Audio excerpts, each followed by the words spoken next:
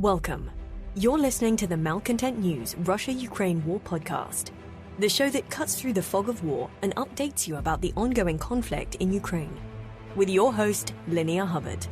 Don't forget to like, comment, and subscribe on Apple Podcasts, Spotify, and Google Podcasts. I'm Linnea Hubbard, and today is Monday, January 23rd, 2023. It's been 3,253 days since Russia occupied Crimea on February 27, 2014, and 334 days since the large-scale invasion of Ukraine began. Today's podcast looks at what happened yesterday in the Russia-Ukraine war. The Malcontent News Russia-Ukraine War Update is compiled by our team from around the world. Today's report includes information from direct contacts in Ukraine and their proxies, Russian Ministry of Defense reports, the General Staff of the Armed Forces of Ukraine reports, Operational Command North, South, and East of Ukraine, open source intelligence, our in-house team of analysts and geolocation experts, and pro-Ukrainian and pro-Russian mill bloggers and social media accounts with a track record of trying to be accurate. We have one mission: to report the truth, because the truth matters. Let's start with our assessment of the current status of the war. First, we assess that we overreacted to the Russian offensive in Zaporizhia, which was significantly overestimated by Ukrainian sources, and that Ukrainian forces maintain the battlefield initiative except on the Soledar-Bakhmut axis. Second, we assess that the Russian military within Ukraine remains combat ineffective and continues to use World War II tactics that Field Marshal Georgy Zhukov would recognize to move the line of conflict. Third, we maintain that the power struggle between military leaders aligned with Russian Minister of Defense Sergei Shoigu versus those aligned with private military company or PMC Wagner Group head Yevgeny Prigozhin will continue. Fourth, we assess there remains a very high risk of punitive missile strikes on civilians and civilian infrastructure before the end of January. Fifth, we further assess that Russian forces will continue to target electrical, heating, and potable water infrastructure. Sixth, we maintain that there is a risk of a nuclear accident caused by the de-energization of Ukrainian nuclear power plants as a result of Russian electrical infrastructure destruction. Seventh, we maintain there will be a second wave of partial mobilization in the Russian Federation in January or February 2023. And finally, we maintain that the threat of Russian forces in Belarus crossing into Ukraine as part of a major offensive operation is only a remote possibility. Let's get some regional updates, and since it's Monday, check in with both belligerents' objectives, starting with the Donbas region in Luhansk. The Russian objective is to integrate the oblast into the Russian Federation, hold current defensive lines, and control insurgency. The Ukrainian objective is to break Russian defensive lines, advance on Svatova, Kremina, and Lysychansk, and support insurgents. Russian and Ukrainian sources reported that fighting was light and positional along the entire axis except for north of Svatova. On the Svatova axis, Ukrainian forces continued offensive operations in the direction of Kuzymivka from Novoselivsk, with the Russian Ministry of Defense, or MOD, reporting that Ukrainian forces are now occupying the northern edge of the village. Based on intelligence, we moved the line of conflict further into Kuzymivka. On the Kremina axis, the General Staff of the Armed Forces of Ukraine, or GSAFU, reported Ploshanka and Chervonopopivka were shelled throughout the day, while a Ukrainian source and mercenaries with Rybar reported positional fighting in Ploshanka. Mercenaries with Warganzo reported that Kremina was shelled throughout the day. The Russian MOD reported that Ukrainian positions in Dibrovo were shelled, while the GSAFU reported the hamlet of Kuzmina was shelled. Ukrainian and Russian sources stated that the Serebryansky woods to the south of Kremina were shelled throughout the day. We did not adjust the map to show Kuzmina as contested because, in our assessment, control of the area is frequently changing, sometimes multiple times a day. The Luhansk People's Republic, or LNR, Joint Center for Coordination and Control, or JCCC, reported that rockets fired by HIMARS hit Pokrovsk and Starobilsk. The separatist group also released pictures showing the destroyed factory in Kadlyivka, which local residents reported was being used as a field hospital for Russian troops. As with most of the photos and videos we reference, we do link to them in our full situation report on Patreon. In northeast Donetsk, the Russian objective is to integrate the oblast into the Russian Federation, defend against Ukrainian advances toward Luhansk, and capture Bakhmut. The Ukrainian objective is to defend Bakhmut, push into the Luhansk Oblast, and minimize civilian casualties. On the Kremina axis, Russian DRG attempted reconnaissance in the direction of Terny on the Donetsk-Luhansk administrative border and was intercepted by Ukrainian forces. On the Siversk axis, fighting continued east of Verkhnokamiansk, with Russian forces moving their focus from Bilohorivka, the one in Luhansk. Some assessment here.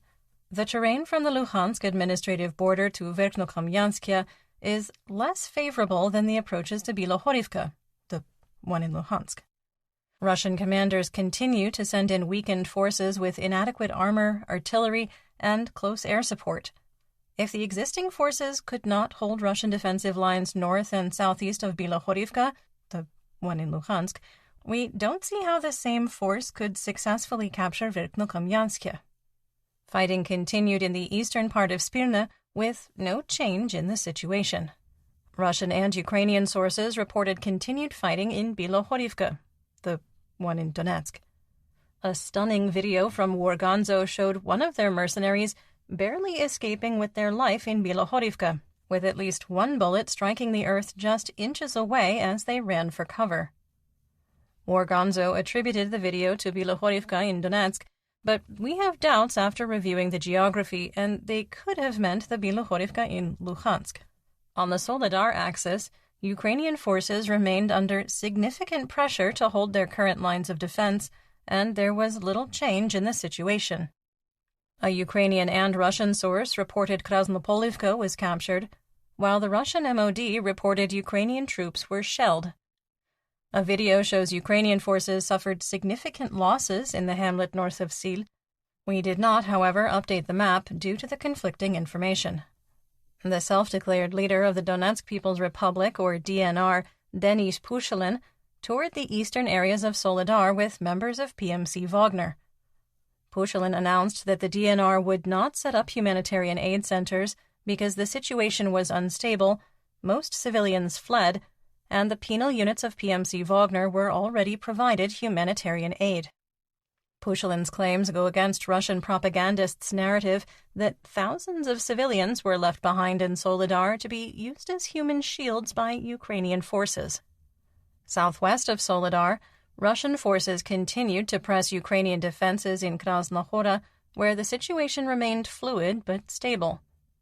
A day after claiming Blahodatne was captured, the Russian MOD reported that Ukrainian troops in the settlement were hit by artillery, while Ukrainian sources reported continued fighting. On the Bakhmut axis, the heaviest fighting was on the eastern and southeastern edges. Ukrainian forces used M142 HIMARS and intense close air support with Mi-8 helicopters and Su-24 and Su-27 multi-role fighter aircraft. Mercenaries with PMC Wagner shot down an Mi-8 helicopter during one of the sorties. Our assessment that the January 21st Russian attack on Yehidne was a squad or platoon-sized DRG force was accurate. It's been 4 days since PMC Wagner claimed their forces captured Klishchiivka, and there are still no pictures or videos to support the claim. Our favorite FSB colonel, convicted war criminal, Kremlin pariah, and failed Mobik Igor Girkin-Strelkov claimed fighting continued, and a Ukrainian source reported that Ukrainian troops were continuing their counterattack. Our assessment on Saturday that PMC Wagner's advances on Predtechne was a squad or platoon-sized DRG unit was also accurate. NASA fire information for Resource Management Systems, or FIRMS, indicated that Russian positions near Mayorsk had come under heavy artillery fire. In southwest Donetsk, the Russian objective is to integrate the oblast into the Russian Federation, capture the rest of the oblast, and bring the insurrection across southwestern Donetsk under control. The Ukrainian objective is to lock Russian military assets in place, defend the existing line of conflict while finding and exploiting weaknesses, destroy troop concentrations and command and control sites, and interdict supplies and disrupt logistics. On the Avdiivka axis, there was only positional fighting. The 1st Army Corps of the Donetsk People's Republic, or DNR, heavily shelled Avdiivka in the morning but did not conduct offensive operations. Fighting continued in parts of Vodyana, and Russian forces attempted to push into Pervomayske without success. On the Marinka axis, Russian and Ukrainian forces are swapping control of trenches and defensive positions in eastern Krasnohorivka, where the most significant fighting in southwest Donetsk continued. Wargonzo is the only Russian source that insists that fighting continues in the western part of Marinka, despite the overwhelming video evidence released by Russian sources last week showing that it is a false claim. The GSAFU reported that Ukrainian forces held their defensive lines, with Donetsk Oblast administrative and military governor Pavlo Kirilenko stating that separatists with the DNR only fired sporadically at the town. Elements of the 1st Army Corps continued attempts to capture Pobeda without success. NASA firms showed a thermal anomaly at the chemical plant in Russian-occupied Makiivka. The facility has been used to house Russian military equipment and has been a frequent target of Ukrainian rockets fired by HIMARS. In Mariupol, insurgents spray-painted, quote, "Glory to the Armed Forces of Ukraine," end quote, on the wall of Russian barracks. You're listening to the Malcontent News Russia-Ukraine War Podcast. Our team of journalists, researchers, and analysts is funded by readers, listeners, and viewers just like you. To support independent journalism, please consider becoming a patron. You can find us on patreon.com/Malcontent News. Moving on to Kherson and Zaporizhia. The Russian objective is to prevent Ukrainian offensives into Kherson and Zaporizhia, integrate captured territory into the Russian Federation, and break civilian will with continued terror attacks. The Ukrainian objective is to liberate Russian-occupied areas, prevent further Russian advances, exploit weaknesses on the line of conflict, and protect civilians. There was mutual shelling on the west and east banks of the Dnipro. Yaroslav Yanushevich, Kherson Oblast administrative and military governor, had not released the daily report outlining artillery strikes on Free Ukraine at the time of recording, but social media reports hinted that activity was light. Pictures and videos showed Russian-occupied Oleshki and Novokakhovka were shelled by Ukrainian forces. The claims by Russian sources of a major offensive on the Zaporizhia axis, amplified by some Ukrainian social media accounts, are false. While there had been fighting for the first time in months along the axis, the Russian advances were small, did not receive enough armor or artillery support, and ultimately failed. On the Huliapole axis, the GSAFU reported that Malinivka was shelled. On the Orkhiv axis, Russian forces shelled Mala Tokmachka throughout the day. Claims that Novodanilivka was captured were false, with Wargonzo reporting the Russian attack failed. There was also no change in the status of Nesteryanka, which remains contested.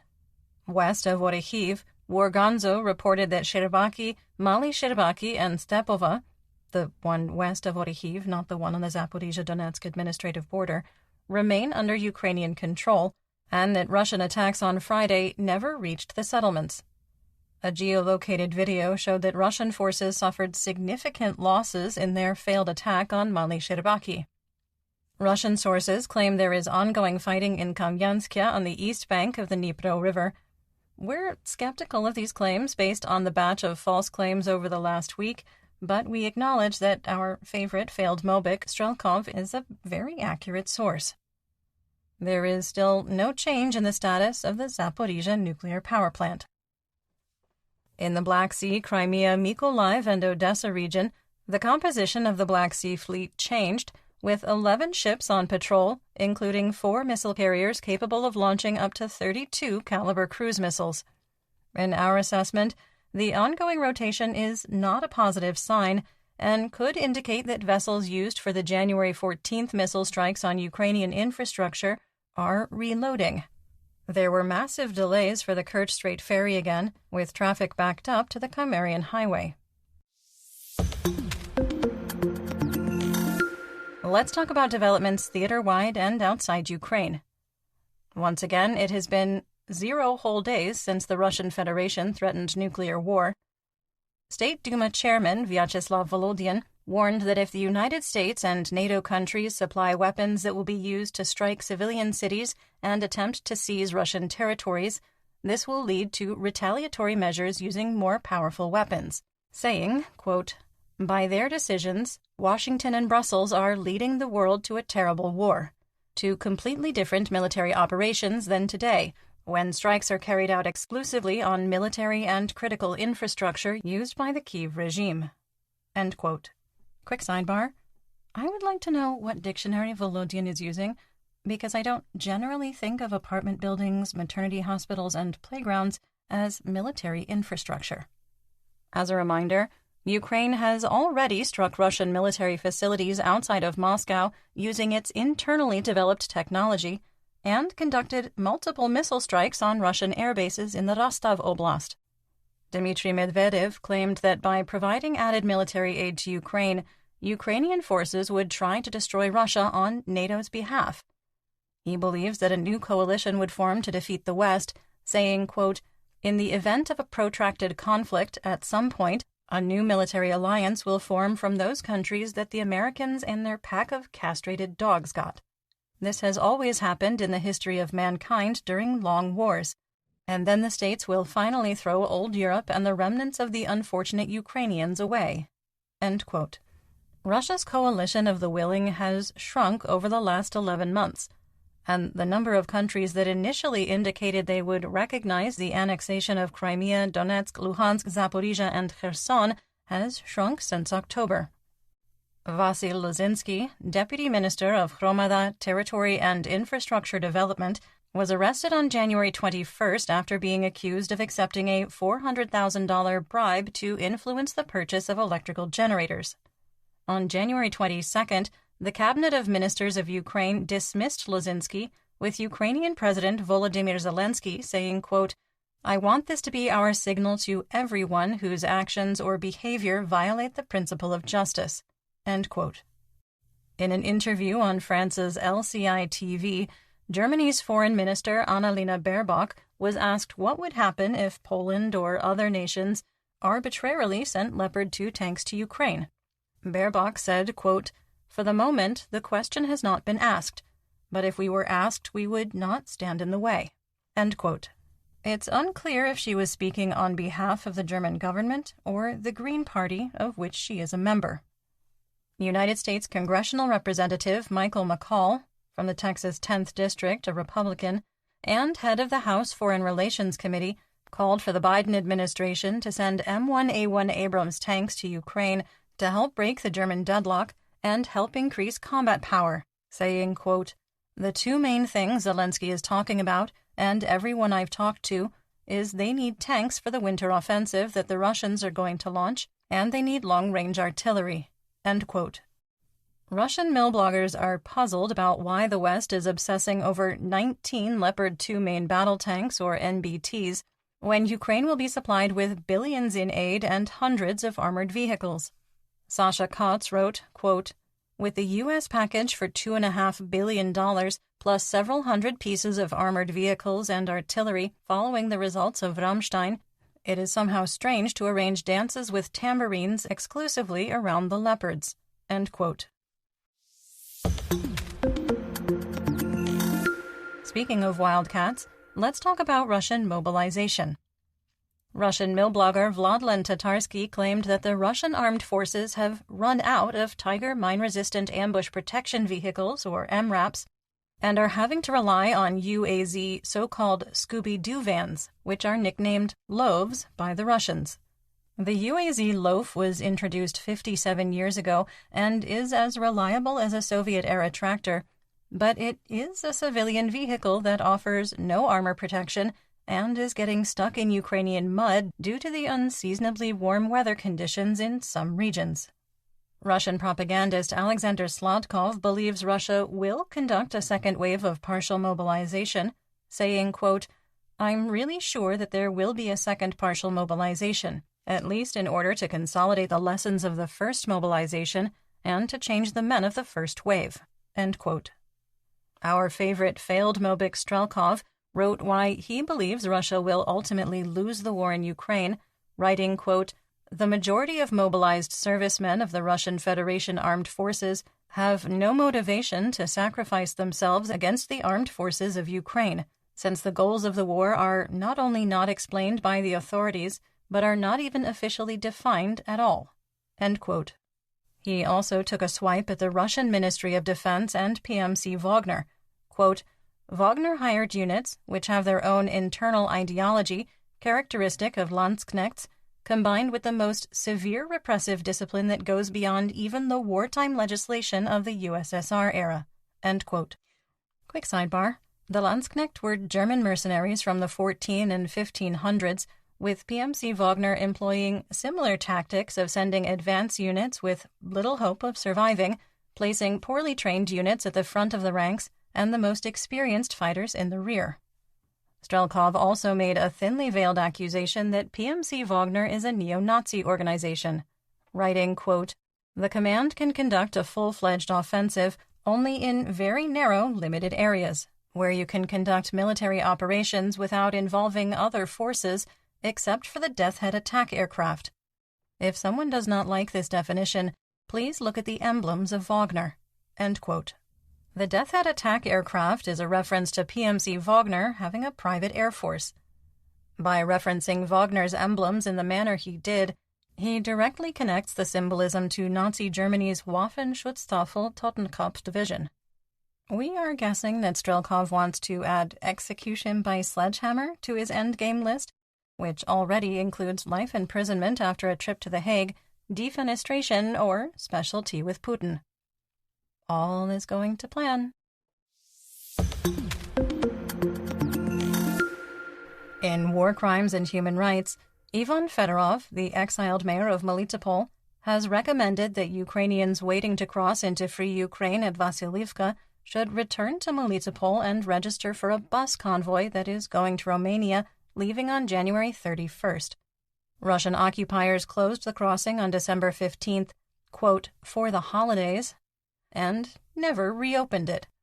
Considering the small-scale offensive launched on January 20th, it appears the closure was to hide Russian military activity near Luchova and Kamyansk. In economic news, the ruble opened the week slightly down, with an exchange rate of 69 for $1. Western oil prices are flat in early trading, with WTI crude holding at $82 a barrel and Brent unchanged at $88. Russian Urals crude was also unchanged at $59 a barrel. United States wholesale RBOB gasoline on the spot market will start the week flat as well, at $2.64 a gallon or 70 cents a liter. Dutch TTF natural gas futures are down in early trading, dropping 2% to €66 per megawatt hour for February and off 1% to €67 for March 2023 delivery. Chicago SRW wheat futures will start the week flat, trading at $7.43 a bushel for March 2023 delivery. And that's what we know. Join me again tomorrow for more updates. Until then, stay safe, everyone. You've been listening to the Malcontent News Russia-Ukraine War podcast. To help keep us independent, please consider providing financial support by becoming a patron. Want on-demand news in your hand? Download the Google News app and make Malcontent News one of your favorites to receive breaking news updates. Thank you for listening.